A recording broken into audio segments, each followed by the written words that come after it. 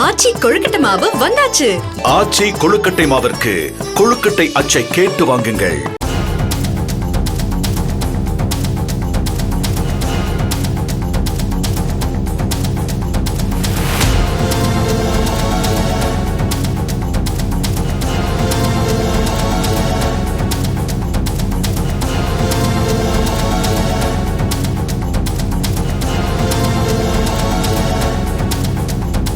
மதுரை திருமங்கலம் அருகே அதிவேகமாக வந்த கார் கட்டுப்பாட்டை இழந்து அரசு பேருந்து மீது மோதியதில் கார் ஓட்டுநர் கணேசமூர்த்தி என்பவர் உயிரிழந்த நிலையில் அதிலிருந்த ஒரே குடும்பத்தைச் சேர்ந்த 8 பேர் காயமடைந்தனர். புளியங்குடியைச் சேர்ந்த செல்வம் தனது மகனை சென்னை தனியார் கல்லூரியில் சேர்ப்பதற்காக குடும்பத்துடன் சென்றுவிட்டு திரும்பிய போது திருமங்கலம் கொல்லம் தேசிய நெடுஞ்சாலையில் டி குன்னத்தூரில் எதிரே வந்த பேருந்து மீது கார் மோதியதாக கூறப்படுகிறது.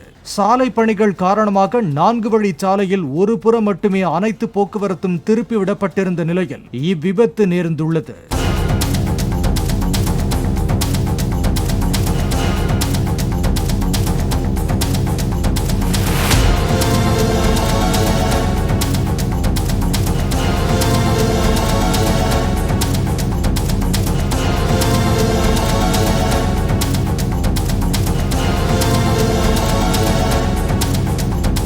ஆச்சி கொழுக்கட்டை மாவு வந்தாச்சு. ஆச்சி கொழுக்கட்டை மாவிற்கு கொழுக்கட்டை அச்சை கேட்டு வாங்குங்கள்.